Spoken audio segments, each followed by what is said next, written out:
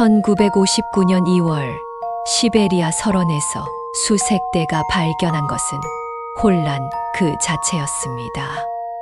텐트 하나가 안쪽에서부터 갈갈이 찢어져 있었거든요. 나이프로 정교하게 자른 게 아니라 손톱으로 필사적으로 뜯어낸 흔적이었습니다. 마치 무언가에서 도망치려는 사람처럼요. 더 기묘한 것은 텐트 안의 모든 것이 그대로 있었다는 겁니다. 따뜻한 외투, 등산화, 음식, 심지어 돈까지. 하지만 정작 사람들은 어디에도 없었습니다. 9명 모두 흔적도 없이 사라져 있었죠. 텐트 밖 눈 위에는 맨발 자국들이 점점이 이어지고 있었습니다. 영하 30도의 한겨울 밤에 신발도 신지 않은 채 뛰쳐나간 발자국이었어요. 그런데 이 발자국들이 숲을 향해 한 방향으로 가지런히 이어지다가 갑자기 아무런 설명 없이 사라져 버렸습니다.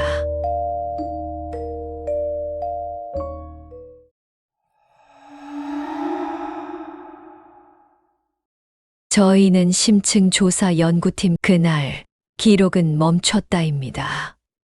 지금 여러분이 들으신 건 1959년 우랄 산맥에서 실제로 벌어진 일입니다. 9명의 숙련된 등산객들이 하룻밤 사이에 모두 목숨을 잃었고 그 원인을 놓고 전 세계가 60년 넘게 논쟁을 벌이고 있는 사건이죠. 외계인 납치설, 정부 은폐설, 초자연 현상설. 온갖 추측들이 난무했습니다. 하지만 여기서 끝이 아닙니다. 수색대가 며칠 뒤 숲에서 발견한 것들은 더욱 설명하기 어려운 것들이었거든요. 어떤 시신은 외상 하나 없이 늑골이 부서져 있었고 몇몇 의복에서는 방사능이 검출됐습니다. 그리고 후일 증언에 따르면 그날 밤 하늘에서 주황색 빛을 봤다는 사람들도 있었어요. 과연 그 새벽 텐트 안에서 무슨 일이 벌어진 걸까요? 1959년 1월 하순 스베르들롭스크역에서 웃음소리가 터져 나옵니다. 우랄 공대 학생들과 졸업생 10명이 겨울 산행을 위해 모였습니다. 평균 나이 22살. 모두 산행 경험이 풍부한 베테랑들이었죠. 리더는 23살 이고르 디아틀로프. 침착하고 계획적인 성격으로 동료들의 신뢰를 받던 청년입니다. 목표는 우랄 산맥의 오톨텐산. 겨울철 3급 난이도 산행으로 인정받는 도전적인 코스였어요. 기차 안에서 그들은 하모니카를 연주하고 노래를 불렀습니다. 누군가는 설원에서 만날 예쁜 눈사람에 대한 농담을 던졌고 모두가 웃어댔죠. 류다 두비니나가 일기장에 적어둔 문장이 있습니다. 우리는 모두 행복해. 이보다 완벽한 팀은 없을 거야. 하지만 이 문장이 그들 모두의 마지막 행복한 기록이 될 줄은 아무도 몰랐습니다. 1월 25일 그들은 비자이에서 마지막 전보를 발송했습니다. 바깥 세상과의 마지막 연락이었어요. 여기서 첫 번째 변수가 생깁니다. 유리 유딘이 좌골 신경통 악화 때문에 하산을 결정한 겁니다. 미안해. 더 이상은 못 가겠어. 동료들은 아쉬워했지만 안전을 위해 그의 결정을 존중했습니다. 유딘은 혼자 돌아가고 9명만이 설원으로 향했죠. 나중에 유딘은 이렇게 회고합니다. 자신이 함께 갔다면 똑같은 운명을 맞았을 거라고 말이에요.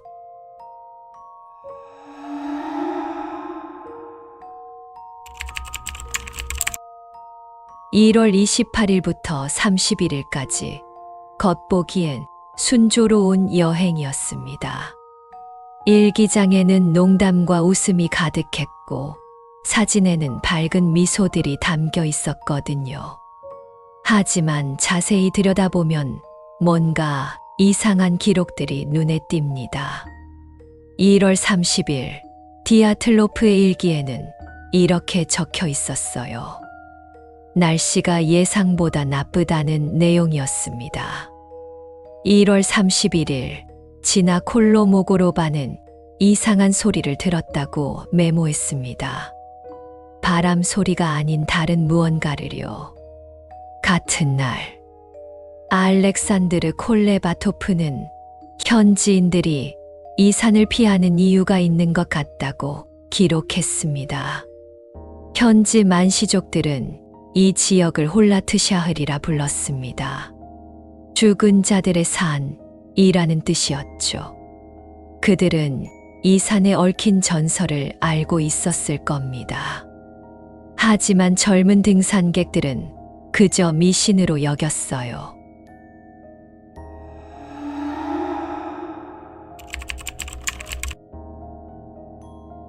(2월 1일) 운명의 날이 다가왔습니다.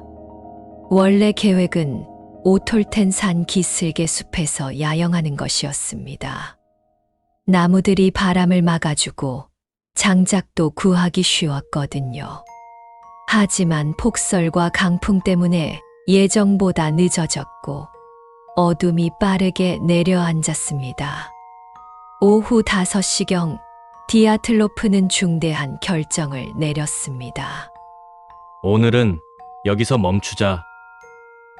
그곳은 홀라트샤을 산의 동쪽 비탈, 나무 한 그루 없는 벌거벗은 경사지였습니다. 고도 1079m, 바람이 직접 몰아치는 최악의 야영지였죠. 하루 정도는 괜찮을 거라고 누군가가 말했습니다. 하지만 과연 그럴까요?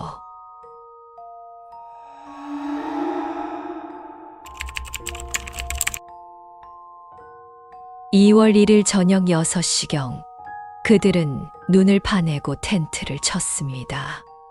텐트는 튼튼해 보였습니다. 9명이 들어가기엔 조금 비좁았지만 하룻밤 정도는 충분했죠. 저녁 식사는 소시지와 크래커, 그리고 따뜻한 차였습니다. 식사 후 다들 일기를 쓰고 농담을 주고받았어요. 류다 두비니나는 동료들과 함께 찍은 사진을 일기장에 붙였습니다. 내일이면 정상이라며 기뻐했어요. 하지만 밤이 깊어갈수록 날씨는 더욱 악화됐습니다. 최후 기록으로 전해지는 시각은 새벽 무렵이었습니다. 정확한 3시 20분 표기는 후대 해설에서 상징적으로 인용된 시간에 가깝습니다. 바람 소리가 점점 커지고 있었고 텐트가 찢어질 것 같은 상황이었죠. 이것이 그들이 남긴 마지막 기록이었습니다. 그 새벽 무슨 일이, 그리고 몇 시간 뒤 그 텐트에서 무언가 끔찍한 일이 벌어집니다. 정확히 무슨 일이었는지는 아무도 모릅니다. 하지만 남겨진 흔적들로 추정해보면 그 순간 9명 모두가 동시에 패닉 상태에 빠진 것 같습니다. 텐트를 찢고 나가는데 걸린 시간은 고작 몇 분이었을 겁니다. 신발도 신지 않고 외투도 입지 않은 채 말이죠. 무엇이 그들을 그토록 급하게 밖으로 내몰았던 걸까요? 침묵에 빠진 세상. 2월 2일부터 20일까지 세상은 침묵 속에 잠겨 있었습니다. 디아틀로프 팀은 2월 12일까지 돌아오기로 되어 있었습니다. 하지만 예정일이 지나도 소식이 없었죠. 처음엔 단순한 지연으로 생각했습니다. 겨울 산행에서는 흔한 일이었거든요. 하지만 2월 15일이 지나도 연락이 없자 가족들이 불안해하기 시작했습니다. 디아틀로프의 어머니는 이렇게 말했습니다. 디아틀로프는 계획을 어기는 아이가 아니라고, 뭔가 잘못된 것 같다고 말이에요. 2월 20일 마침내 수색대가 조직됐습니다. 우랄 공대 학생들과 교수들, 그리고 지역 구조대가 합류했어요. 하지만 시베리아의 겨울 날씨는 수색을 어렵게 만들었습니다. 그들이 마지막으로 목격된 곳은 비자이였습니다. 거기서부터 홀라트샤흐 산까지는 약 50km. 눈 덮인 설원에서 9명의 흔적을 찾는 것은 바늘 찾기나 다름없었죠.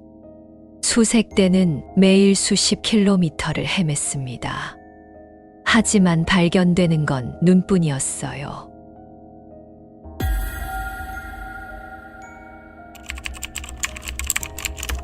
그리고 2월 26일 마침내 무언가를 발견합니다. 오전 10시경 수색대원 중 한 명이 소리쳤습니다. 여기 뭔가 있어요.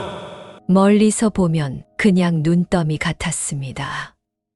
하지만 가까이 가보니 반쯤 눈에 묻힌 텐트였어요. 첫 번째 이상한 점. 텐트가 안쪽에서부터 찢어져 있었습니다. 지벽에 구멍이 불규칙하게 뚫려 있었는데 모두 안에서 바깥쪽으로 찢어진 흔적이었죠. 두 번째 이상한 점. 텐트 안의 모든 소지품이 그대로 있었습니다.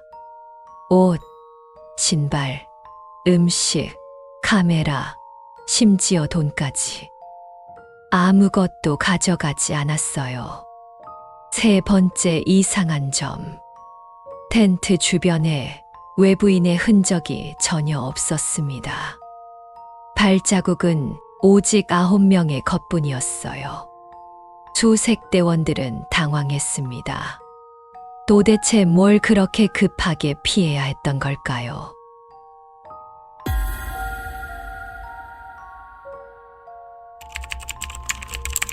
텐트에서 20m 떨어진 곳부터 발자국들이 시작됐습니다. 맨발과 양말만 신은 발자국들이요. 영하 30도의 밤에 말이죠. 발자국은 일정한 간격으로 이어졌습니다. 뛰지도 않고 비틀거리지도 않은 채 차분하게 걸어간 흔적이었어요. 마치 무언가에 이끌린 것처럼요. 발자국들은 숲을 향해 계속 이어졌습니다. 약 1.5km 정도까지요. 그리고는 갑자기 사라져 버렸습니다. 사람들은 어디로 간 거였을까요? 숲에서 발견된 첫 번째 단서. 2월 26일 오후 수색대는 발자국을 따라 숲으로 들어갔습니다. 숲 가장자리, 키 큰 소나무 한 그루 아래에서 첫 번째 시신들을 발견했습니다. 유리 크리보니셰코와 유리 도로셴코. 둘 다 속옷 차림이었고 맨발이었어요. 모닥불 곁에 누워 있었는데 불은 이미 꺼진 상태였죠. 하지만 이상한 점들이 너무 많았습니다. 첫째, 그들의 손에는 심한 화상 흔적이 있었습니다. 모닥불을 피우려고 발버둥 쳤던 흔적이었어요. 둘째, 소나무 가지들이 5m 높이까지 부러져 있었습니다. 누군가 나무 위로 올라가 주변을 살펴본 것 같았어요. 셋째, 크리보니셰코의 손에는 다른 사람의 피부 조각이 끼어 있었습니다. 누군가와 싸웠거나 도우려다 다친 흔적이었죠. 수색대원들은 더욱 혼란스러워졌습니다. 왜 이들은 텐트에서 1.5km나 떨어진 곳까지 와서 불을 피우려 했던 걸까요? 텐트로 돌아가려던 사람들. 그로부터 300m 떨어진 곳에서 세 번째 시신을 발견했습니다. 이고르 디아틀로프였습니다. 팀 리더였던 그는 텐트 방향으로 기어가다가 쓰러진 상태였어요. 손에는 나뭇가지를 꽉 쥐고 있었죠. 50m 더 가자 지나 콜로모고로바가 발견됐습니다. 그녀 역시 텐트를 향해 기어가던 중이었어요. 마지막으로 루스템 슬로보딘이 발견됐습니다. 그는 다른 이들보다 더 많은 옷을 입고 있었지만 역시 텐트 방향으로 향하다 쓰러져 있었어요. 패턴이 보였습니다. 9명은 일단 숲으로 피했고 2명은 불을 피우려 했으며 나머지는 다시 텐트로 돌아가려 했던 겁니다. 하지만 모두 실패했어요. 그렇다면 나머지 4명은 어디에 있을까요?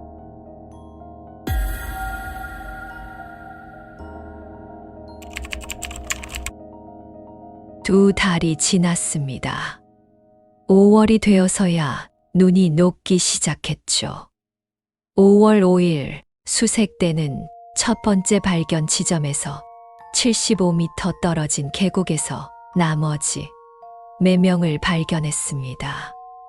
류다 두빈이나 알렉산드르 콜레바토프, 알렉산드르 졸로타료프, 니콜라이 티보브리뇰. 모두 눈 속 깊이 묻혀 있었어요. 하지만 이들의 상태는 이전에 발견된 5명과는 완전히 달랐습니다. 류다 두비니나의 경우 갈비뼈 12개 중 10개가 부러져 있었습니다. 하지만 외상은 전혀 없었어요. 피부에 상처 하나 없이 뼈만 부서져 있었던 겁니다. 알렉산드르 졸로타료프는 두개골이 심하게 함몰되어 있었지만 역시 외부 상처는 없었습니다. 가장 기묘한 건 알렉산드르 콜레바토프였습니다. 그는 눈과 혀가 사라진 상태로 발견됐어요. 버버이 학자는 경악했습니다. 이런 부상은 자동차 사고나 폭발에서나 볼 수 있는 수준이라고 했어요. 하지만 외상이 전혀 없다는 게 말이 안 된다는 겁니다. 더 이상한 점들이 있었습니다. 이들은 다른 동료들의 옷을 겹쳐 입고 있었어요. 크리보니셰코와 도로셴코의 옷 조각들이 발견됐습니다. 누군가 시신에서 옷을 벗겨 입었다는 뜻이었죠. 그리고 몇몇 의복에서는 방사능이 검출됐습니다. 1959년 당시로서는 설명할 수 없는 일이었어요. 마지막으로 계곡 근처에서는 주황색 물질의 흔적이 발견됐습니다. 정체불명의 잔여물이었죠. 1959년 5월 소련 당국이 공식 조사에 나섰습니다. 조사를 담당한 레프 이바노프 검사는 철저한 과학적 접근을 시도했어요. 부검, 현장 조사, 증인 면담, 모든 절차를 거쳤죠. 하지만 조사 과정에서 이상한 일들이 벌어졌습니다. 첫째, 현장 접근 금지령이 내려졌습니다. 사건 발생 3년간 민간인의 홀라트샤흐 산 출입이 전면 금지됐어요. 둘째, 일부 목격자 증언이 제외됐습니다. 주황색 빛을 봤다는 수색대원, 이상한 소음을 들었다는 현지인들의 증언이 공식 기록에서 누락됐죠. 셋째, 일부 증거가 분류됐습니다. 특히 방사능 검출 결과와 부상 양상에 대한 상세 기록이 기밀로 분류됐어요. 이바노프 검사는 고민에 빠졌습니다. 과학적으로 설명되지 않는 증거들이 너무 많았거든요. 결국 1959년 7월 공식 결론이 발표됐습니다. 정체불명의 자연적, 강력한 힘에 의한 사망. 이보다 애매한 결론이 있을까요? 하지만 당시로서는 이것이 최선이었습니다. 이바노프 검사는 훗날 이렇게 고백했습니다. 모든 가능성을 검토했지만 결국 설명할 수 없는 것은 설명할 수 없다고 인정할 수밖에 없었다고 말이에요. 사건은 이렇게 공식적으로 종결됐습니다. 하지만 의문들은 오히려 더 커졌죠.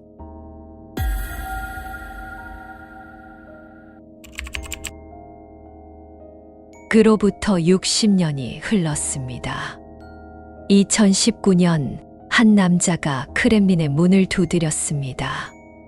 안드레이 쿠리아코프, 러시아 수사위원장이었어요. 이 사건을 다시 조사하겠습니다. 60년 만에 러시아 당국이 사건을 재조사한다고 발표했어요. 현대 과학 기술을 동원한 체계적 접근이었죠. 새로운 부검 기법, 컴퓨터 시뮬레이션, 기상 데이터 분석. 1959년에는 불가능했던 방법들을 모두 사용했습니다.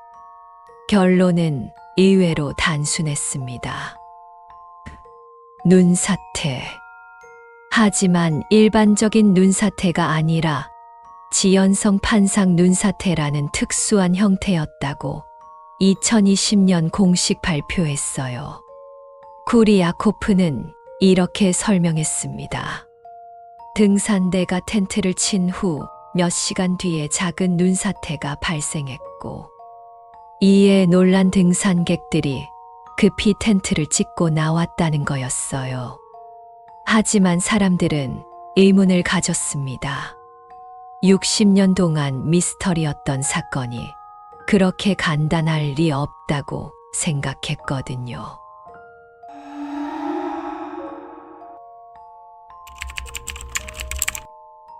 (2021년) 스위스에서 놀라운 소식이 들려왔습니다. 취리히 연방공과대학과 로잔 연방공과대학 공동 연구팀이 획기적인 연구 결과를 발표한 거였어요. 연구팀의 리더는 요한 가움이라는 물리학자였습니다. 그는 밤잠을 포기하며 디아틀로프 사건에 매달렸어요. 무엇보다 흥미로운 건 그들이 사용한 방법이었습니다. 디즈니 영화 겨울왕국의 눈사태 장면을 만들 때 사용된 시뮬레이션 기술을 활용한 거였어요. 아이러니하게도 영화 기술이 과학 연구에 도움이 된 셈이죠. 가움의 연구 결과는 충격적이었습니다.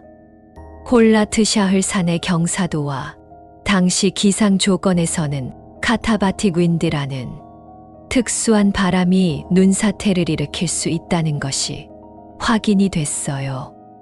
이 눈사태는 일반적인 눈사태와 달리 2-3주 후에나 발생하였습니다. 등산대가 텐트를 친 후 충분한 시간이 지나고 나서 말이죠. 가움은 이렇게 말했습니다. 디아틀로프 사건은 자연이 우리에게 던진 완벽한 퍼즐이다. 그리고 우리는 마침내 그 해답을 찾았어요. 하지만 가움의 연구에도 한계가 있었습니다. 눈사태로는 설명되지 않는 증거들이 여전히 남아 있었거든요.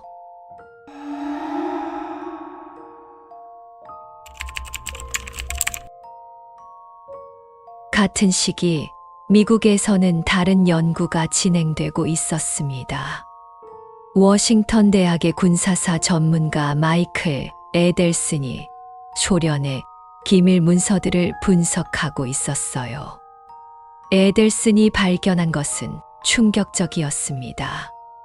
1950년대 말 우랄 산맥은 소련의 핵개발 중심지였다는 사실이었어요. 첫 번째 핵폭탄 실험장도 이 근처에 있었습니다. 에델슨은 밤낮 없이 자료를 뒤졌습니다. 그리고 마침내 한 가지 가능성을 발견했어요. 등산대가 비밀 군사 실험에 휘말렸을 수도 있다는 거였습니다. 낙하산 지뢰나 연료공기, 폭탄의 실험 말이죠. 이런 무기들은 강력한 충격파를 만들어내지만 외상은 거의 남기지 않습니다. 실제로 4명의 부상 양상이 이와 일치한다는 분석이었어요. 방사능 검출도 이 가설로 설명 가능했습니다. 핵 관련 실험의 부산물이었을 수도 있거든요. 에델슨은 이렇게 결론 지었습니다. 디아틀로프 사건은 냉전에 숨겨진 비극일 수 있다.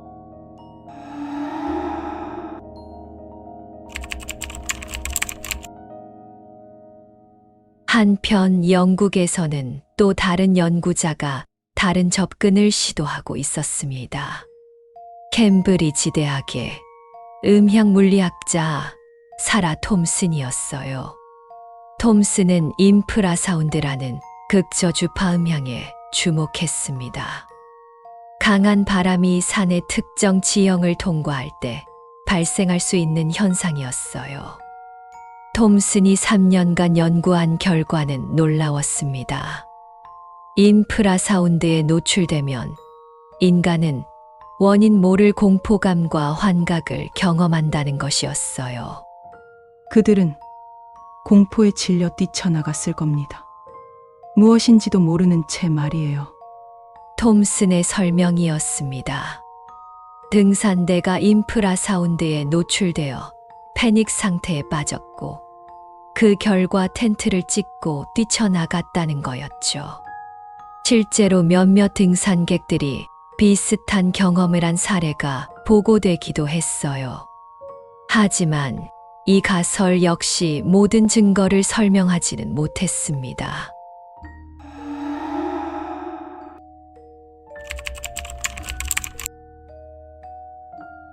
(2023년) 러시아의 법의학자 이고르 네스테로프가 새로운 분석을 발표했습니다. 그는 시신들의 부상 패턴을 현대의학 기법으로 재분석했어요.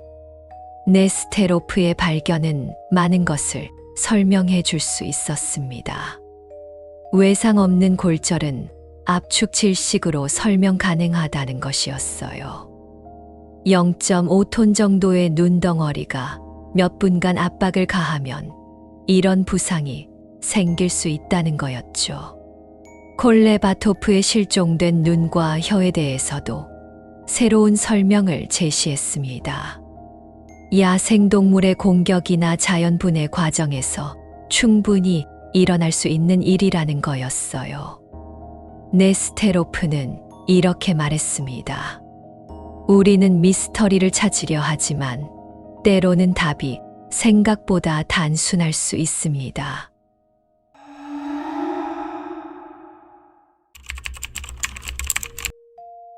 하지만 과학이 발전했음에도 여전히 풀리지 않는 퍼즐들이 있습니다. 후일 증언된 주황색 빛의 정체는 여전히 미스터리입니다. 기상현상일 수도 있고 군사 실험의 부산물일 수도 있어요. 하지만 확실한 건 없습니다. 정확한 사망 순서와 과정도 여전히 추측의 영역입니다. 9명이 정확히 어떤 순서로 어떤 과정을 거쳐 사망했는지는 아무도 모르거든요. 일부 자료가 여전히 기밀로 분류되어 있다는 점도 의문입니다. 정말 숨길 게 없다면 왜 공개하지 않을까요? 그리고 가장 큰 의문. 비슷한 조건에서 똑같은 사고가 다시 일어날 수 있을까요? 만약 그렇다면 어떻게 예방할 수 있을까요? 이런 의문들 때문에 디아틀로프 사건은 여전히 살아있는 미스터리로 남아 있습니다.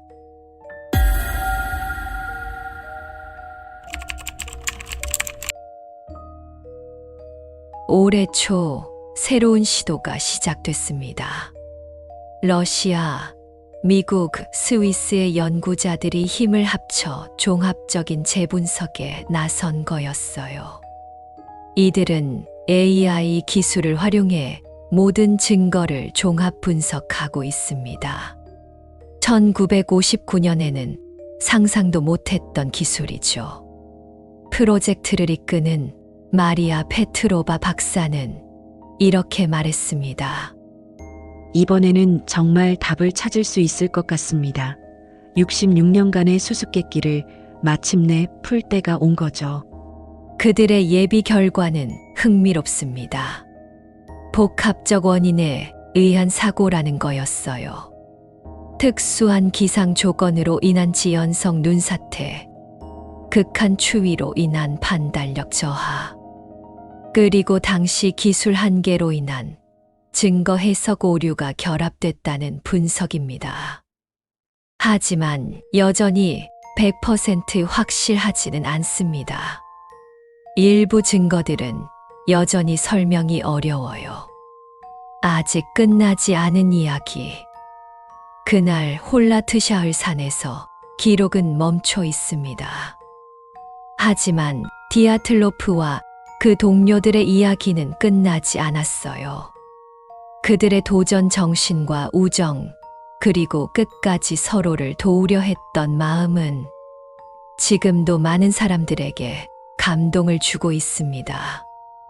66년이 지난 지금도 전 세계 연구자들이 이 사건을 연구하는 이유는 단순한 호기심 때문만이 아닙니다.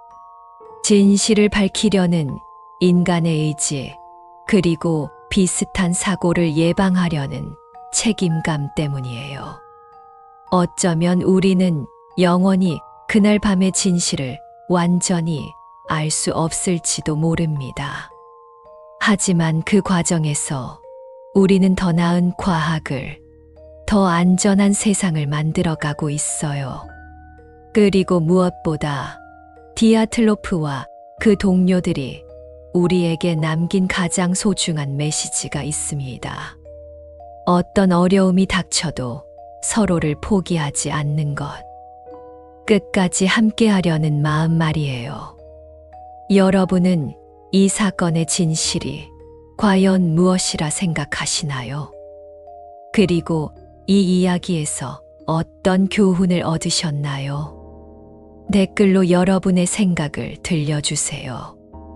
66년간 이어져 온 이 미스터리에 여러분도 함께 참여해보세요.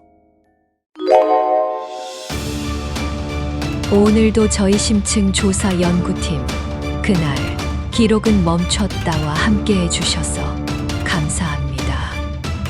다음 영상에서도 충격적인 미스터리로 찾아뵙겠습니다. 구독과 좋아요는 저희에게 큰 힘이 됩니다. 그날의 진실을 찾는 여행은 계속됩니다.